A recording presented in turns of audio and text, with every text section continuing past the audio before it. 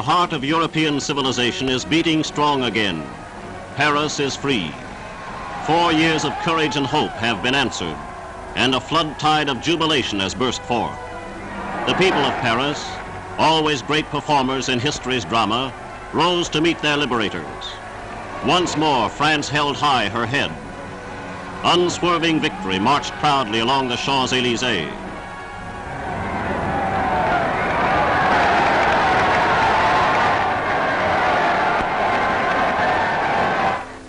In the weeks preceding, the Nazis had paid a frightful, crippling price. The sector from Caen to the Seine had become a vast slaughterhouse of German military power. 40 days of torrential attacks by the Allied forces had torn the best of Hitler's armed might into shreds and tatters. From the vortex of that desolation, nothing emerged but dazed and wounded prisoners. First they appeared singly, then in small groups, and finally in great masses of beaten Nazis. With fateful justice, they found themselves in a prison camp of their own making, one intended for Frenchmen. Some cannot hide their happy relief at coming through alive. Others are stunned and bewildered.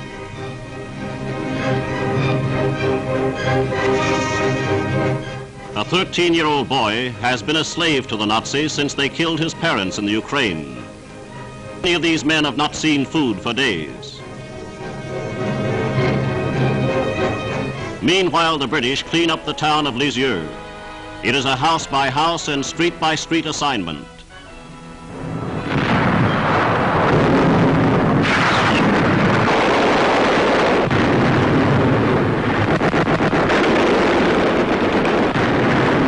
Left without transport, small Nazi pockets snipe at the Allied advance.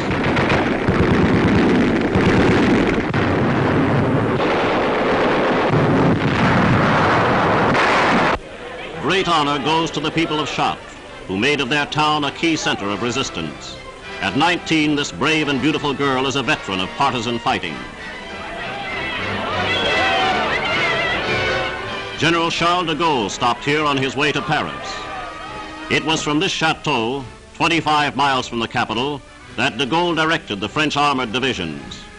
France acclaims this man both as a soldier and symbol of a nation reborn. To the American columns, moving at blitz tempo, went the distinction of first crossing the Seine. Patton's thundering armor breached the river, both above and below Paris. They forced the Nazi panzer divisions into the capital into headlong flight. One American spearhead smashed into Paris after German treachery flouted the armistice reached with a Maquis. It crushed a Nazi screen before the city. A tank and machine gun skirmish was waged at the foot of the Eiffel Tower.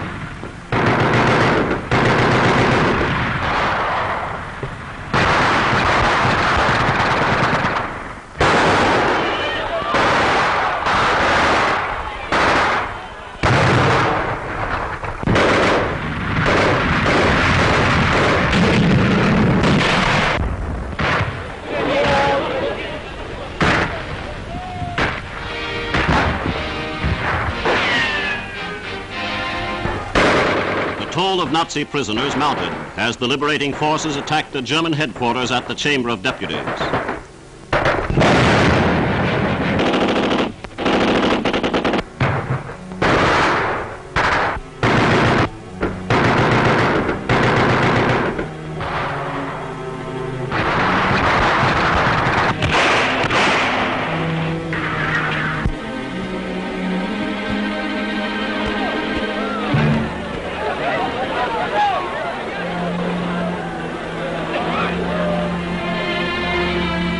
Resistance was short-lived, and another haul of prisoners was taken.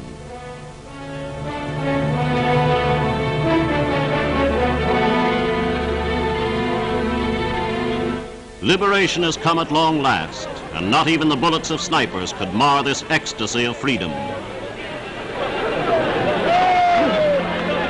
General Leclerc's armored forces rolled triumphantly into their beloved city.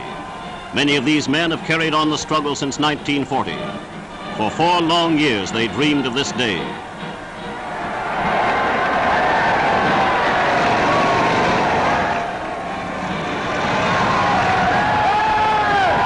The dispossessed have come home again.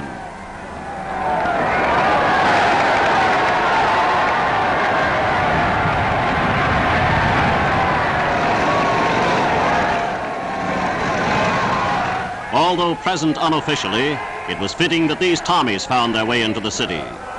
Soon they were lost in the united celebration.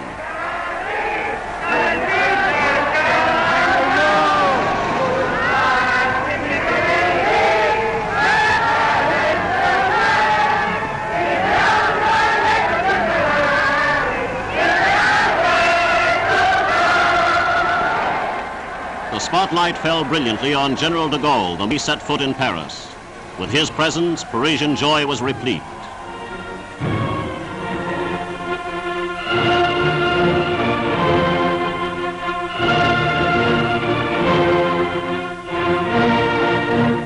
To him was given the honor of rekindling the everlasting flame at the Arc de Triomphe.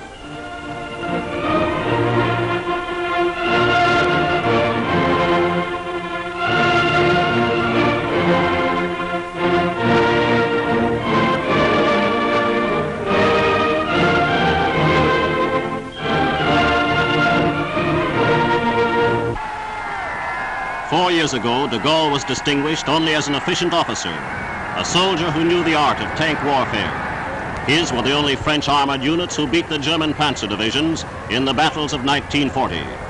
Today, his name rings thrillingly on the tongue of a Frenchman. In his name, the Free French forces fought mightily at Bir Hakeim. And today, the name de Gaulle is a clarion call to the resurgent citizens of eternal France.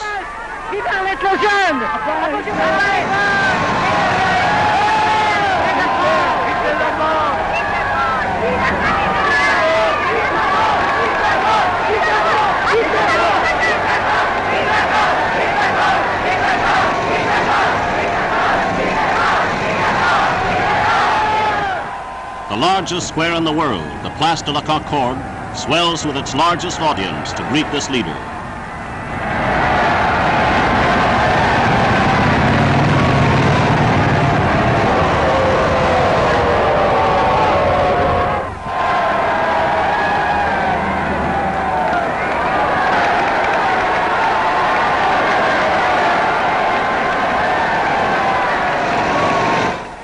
De Gaulle's official welcome to the capital actually came somewhat later in the day at the Hôtel de Ville. It was here that snipers fired into the crowds. There was a brief carnival of chaos as the troops returned the fire.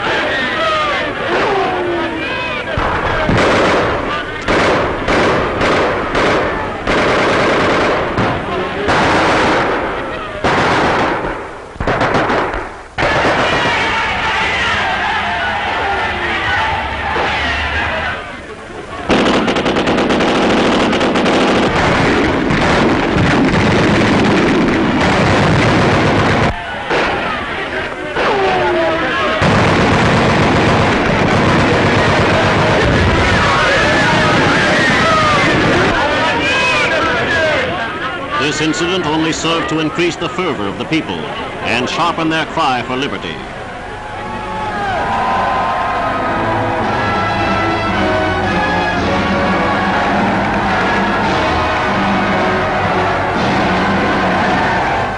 Once more, colors of France fly from the Arc de Triomphe.